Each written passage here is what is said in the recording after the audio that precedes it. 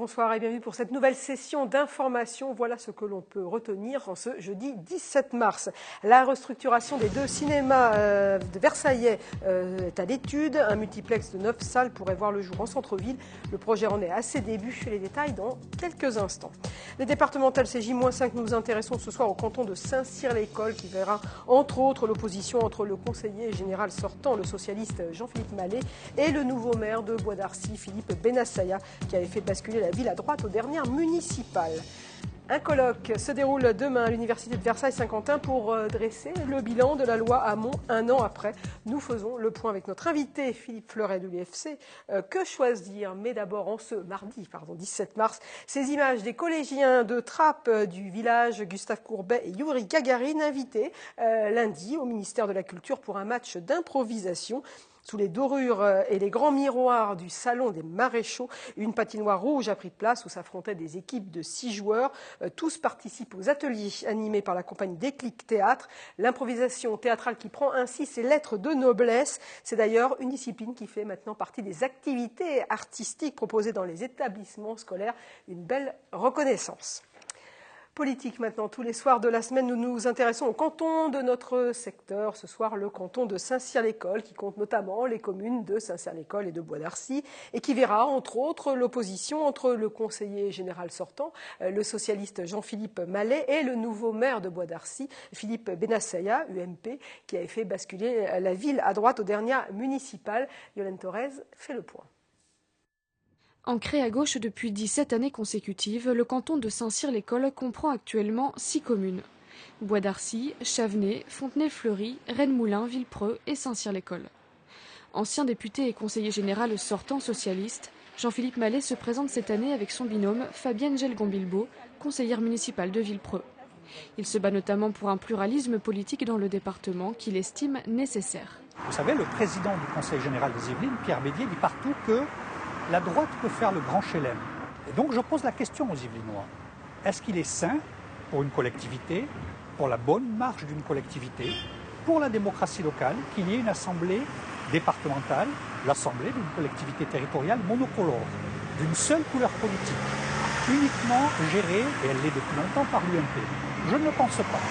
Parmi les principaux dossiers dans lesquels il souhaite continuer à s'impliquer, la création de logements dans le cadre de la loi du Grand Paris, mais aussi le dossier de la tangentielle ouest, ces transports en commun qui devraient relier la gare de Saint-Cyr-l'École à la gare de Saint-Germain-en-Laye, avant d'être reliés à Achères par la suite.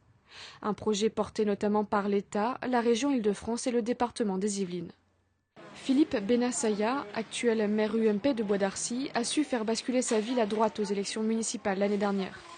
Avec son binôme Sonia Brault, première adjointe au maire de Saint-Cyr-l'École, il compte bien ne pas s'arrêter là et transformer l'essai sur le canton de Saint-Cyr. Pour la première fois, j'ai le soutien, et nous avons le soutien avec Sonia Brault, de tous les maires du canton. Et ça, c'est une situation exceptionnelle qu'on n'a jamais connue, que ce soit à droite ou à gauche. Quand le canton était à droite ou à gauche, on n'a jamais connu cela sur ce canton. Soutenu par tous les maires du canton, Philippe Bennassaya n'hésite pas également à mettre en avant son expérience du terrain. Plusieurs axes de campagne sont cités. C'est la voirie, c'est la circulation, les transports et surtout pour nous à Bois d'Arcy, la réussite éducative, le numérique, ça c'est important. Et bien sûr tout ce qui touche les familles, l'aide au handicap, les seniors et tout cela. Et ça ce sont des pistes très importantes pour notre canton. Dans ce canton, 3 autres listes se présentent. Dalila Boudret et Jean-Yves Maximilien au nom du Front de gauche Europe Écologie Les Verts, Julien Grimm et Perrine Geniot pour le FN et Sylvia Cantaloupi avec Christophe Pitel pour Debout la France. En 2008, Jean-Philippe Mallet l'avait remporté au second tour face à Jean-François Lasserre, le maire de Fontenay-le-Fleury, avec 58,7% des suffrages. La restructuration des 2 cinémas à Versailles est à l'étude. Le propriétaire exploitant a souhaité trouver un repreneur. Un projet vient d'être présenté. Passer de 12 à 16 salles, conserver le Cyrano et transférer le Roxane sous le parking Europe. Tous les détails. Une page pourrait se tourner pour les 2 cinémas versaillais, le Roxane et le Cyrano. L'exploitant historique ne peut plus assurer les investissements à mener et il souhaite céder son activité. Mes parents sont arrivés ici à la fin de la guerre. Ils ont repris l'activité du cinéma Cyrano à l'époque. Ils en ont racheté les murs. Enfin bon, il y a eu une longue histoire et il faut que ça s'arrête un jour. Tout ça est lourd à porter, long à développer. Et bon, moi j'ai 71 ans. Le repreneur potentiel, la société CGR Cinéma. Plus de 400 salles en France, surtout en province, et quelques implantations en région parisienne, dont une à Mantes-la-Jolie. Le projet se définit en 2 phases. Le Cyrano serait conservé. C'est dans ce cinéma que les Beatles avaient fait leur premier concert. Il sera remis au goût du jour et notamment permettra une meilleure accessibilité. Le Roxane, lui, sera fermé et un nouveau cinéma multiplex réalisé sous le parking Europe. C'est fondamentalement, bien sûr, un projet privé. La ville s'implique parce qu'elle a quelque part mis des conditions qui étaient, d'une part, le maintien des cinémas en centre-ville. Deuxième condition, c'était, si possible, de garder le cinéma historique du Cyrano. Et puis, vous savez, les villes sont un peu incontournables dans ce type de projet parce qu'il y a des règles d'urbanisme à respecter. Et en l'occurrence, le terrain derrière la Poste était la propriété de la ville. Ce qui au final offrira 16 salles de cinéma au lieu de 12 actuellement avec une offre de programmation diversifiée, assure le futur exploitant. Il y aura ce que vous connaissez aujourd'hui, ce qui va même étendu, ça va être étendu puisqu'on va ramener toute l'activité du Roxane qui est aujourd'hui sur 4 salles, au cinéma Cyrano qui en a 7. Je ne dis pas que les 7 vont passer de l'arrêt essai, qu'il y en a 8 d'ailleurs, pardon. Je ne dis pas que les 8 vont passer de l'arrêt essai, mais effectivement on va pouvoir élargir à 5-6 salles, un peu à la demande, c'est-à-dire s'il y a du film important en arrêt essai et qui nécessite une programmation un peu plus étendue, on profitera d'avoir autant de salles. Mais l'avantage d'avoir 16 ou 17 salles sur la ville va permettre effectivement d'une part d'étendre la programmation arrêt essai et d'étendre aussi la programmation commerciale. Actuellement, le Cyrano accueille 400 000 spectateurs à l'année. Avec cette restructuration, la société CGR table sur 1 million d'entrées annuelles. Avant la réalisation du projet, qui pourrait voir le jour fin 2017, des étapes cruciales sont à passer, comme le dépôt d'ici 1 mois du dossier devant la commission départementale d'aménagement commercial. La CDAC devrait donner ou non son accord à ces travaux.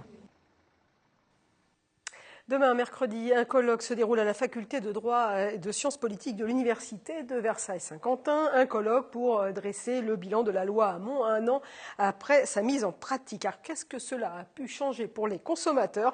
Nous posons la question à Philippe Fleuret. Bonsoir, vous êtes le président de l'UFC Que Choisir de Versailles et sa région. La loi Hamon, 1 an après, c'est quoi l'élément fort de cette loi ? L'élément fort, c'est que désormais, des consommateurs peuvent obtenir satisfaction. Ils ont obtenu un droit qu'ils n'avaient pas auparavant. Ce sont les actions de groupe ? C'est ce qu'on appelle les actions de groupe. Alors, il y a eu, depuis la mise en place de cette loi, il y a eu 4 actions de groupe qui concernaient notamment les domaines de l'immobilier, banque et assurance. C'est quoi une action de groupe ? Comment on peut s'organiser ? Ça veut dire que quand on est des consommateurs, on se réunit, on est une vingtaine et hop, on y va ? Ou c'est plus compliqué, plus subtil que ça ? Une action de groupe permet à des consommateurs qui ont un litige, qui sont victimes donc d'un abus d'une entreprise, d'une société, de se réunir et, à travers une association de consommateurs, une des 15 associations de consommateurs agréées par la loi, donc de faire valoir leurs droits en justice. Et il faut être un nombre minimum ou il y a des obligations ? Deux, ça suffit. 2 personnes, ça suffit, mais il faut passer par une association de consommateurs. C'était une demande qui était, on parle depuis au moins une vingtaine d'années. Oui, c'est une demande très très ancienne. Qu'est-ce qui bloquait à ce point-là ? Qui bloquait parce que il y avait différentes contraintes, si vous voulez. Mais ce que je peux dire, c'est que les consommateurs étaient vraiment démunis face au comportement d'entreprises qui abusaient. Les grandes entreprises, je peux citer des exemples. Dans le monde, par exemple, de la téléphonie, dans le monde bancaire, par exemple, ou le monde de l'énergie, il y a des groupes très très puissants et les consommateurs étaient complètement démunis face à certains comportements. Et là, les 4 actions de groupe qui ont été lancées, elles ont abouti ? Non, pas encore. Pas encore. Non, pas encore. C'est trop tôt. Tout à fait au début. C'est trop tôt. Quand on pense action de groupe, on pense surtout aux class action à l'américaine, dont on entend souvent parler dans les médias parce que forcément, elles sont même capables de mettre au pilori une entreprise. Est-ce qu'il y a une différence fondamentale entre les actions de groupe à la française et la class action à l'américaine ? Oui, en ce sens que le système français il est plus équilibré et plus mesuré. L'essentiel pour nous, c'est que les consommateurs les aient et satisfaction. Alors qu'aux États-Unis, la class action elle peut très bien aboutir à mettre en difficulté une entreprise, ce qui n'est pas le but en France. Et également aussi, elle peut permettre l'enrichissement, par exemple, de certains avocats, ce qui n'est pas le but non plus en France. C'est pas autorisé ou ça pourrait être C'est pas possible. Ah, comme la loi est conçue, c'est pas possible. C'est pas possible. Et donc c'est mieux comme ça. Oui, c'est ce qu'on souhaite. Oui. C'est encadré à la française. Voilà. Alors, la loi d'Hamon, ce ne sont pas que des actions de groupe. Je vous propose maintenant qu'on s'arrête quelques instants pour savoir ce qu'il reste encore à faire dans cette loi. Et pour cela, nous sommes allés poser la question tout bonnement à Benoît Hamon, le député des Yvelines. Donc, c'est lui qui a donné son nom à cette loi lorsqu'il était ministre de la Consommation. On l'écoute. Les seules choses qui ne sont pas encore en place, alors je vais vous le dire, c'est les parkings. Les parkings ont tarifé auparavant 1 heure, maintenant ce sera au quart d'heure. Ça c'est pour avant l'été. La résiliation, la possibilité de résilier son assurance auto ou multirisque habitation, ça va pouvoir dès le 1er janvier de l'année prochaine, on pourra le faire. L'action de groupe c'est déjà en place. Les dispositions qui font en sorte que la garantie sur les produits que vous achetez passe de 6 mois à 2 ans se mettent en œuvre. Bon, voilà, pour à peu près, je crois, 80% des articles votés dans la loi. Les décrets ont été publiés et la loi s'applique. C'est la possibilité désormais d'avoir un délai plus long pour se rétracter quand on achète en ligne. Il y a beaucoup de Français aujourd'hui qui achètent sur Internet. Ce sont des droits de consommateurs mieux protégés. Alors, 80% des propositions de loi ont fait l'objet d'un décret. Oui. Est-ce qu'aujourd'hui, c'est satisfaisant pour UFC Que Choisir, cette loi ? Ah, bien sûr. Par rapport à ce que dit Benoît Hamon, il y a beaucoup de choses dans la loi. Ouais, il y a beaucoup de choses qui ont répondu à des souhaits que nous avions déjà depuis très très nombreuses années. Pour en revenir au class action, à l'action de groupe, disons, telle qu'elle est prévue dans la loi, il y a, à notre sens, 2 points faibles. C'est le problème des preuves, qui sont vraiment, il faut que les justiciables gardent des preuves, et donc parfois c'est difficile de garder des tickets de caisse, donc on incite les gens à garder des tickets de caisse, ça c'est le premier point. Et puis la liquidation aussi des indemnités en cas de sanctions, donc doit se faire. C'est quoi la liquidation des indemnités ? Eh bien, pas des indemnités, mais si vous voulez, si l'entreprise est condamnée. Oui. Donc, il y a des sommes qui doivent être versées aux justiciables. Et donc, ça doit se faire à travers l'association de consommateurs, ce qui n'est pas vraiment notre rôle. D'accord. Et concernant les autres actions à mettre en place, quelles sont, d'après l'UFC, les priorités ? Quel dossier vous aimeriez ? On a vu que il y a deux domaines qui ne sont pas couverts. C'est le domaine de la santé. Actuellement, on ne peut pas déposer d'action de groupe à la suite d'un préjudice dans le cadre de la santé, et également tout ce qui est lié à la protection de l'environnement. Ça, c'est pas possible. Et je reviens concernant ce que disait Benoît Hamon sur les parkings, les autorodateurs, les choses comme ça. Oui, ça c'était prévu dans la loi qui se fait progressivement. Ça avance bien. Oui, donc, tout à fait. Grosso modo, c'est satisfaisant. Ah oui, c'était un progrès. Donc demain, il y a ce colloque qui a lieu à l'Université de Versailles-Saint-Quentin entre 14h et 17h30 à la faculté de droit et de sciences politiques. On va parler de quoi durant ce colloque ? Vous allez faire effectivement le bilan et poser des questions. Nous avons été invités donc, par les professeurs de l'université. Et donc le but, c'est dans le cadre de la scolarité des étudiants, c'est une conférence débat, un échange. Et donc sur les avantages, les avancées permises par la loi Hamon dans le domaine de l'action de groupe, de voir ce que ça apporte, quelles sont les insuffisances et les problèmes juridiques que ça pose. Donc pour tout savoir sur la loi Hamon, rendez-vous demain entre 14h et 17h30 à l'Université de Versailles-Saint-Quentin, faculté de droit et de sciences politiques. Merci beaucoup Philippe Fleuret d'être venu sur le plateau de TV Fil.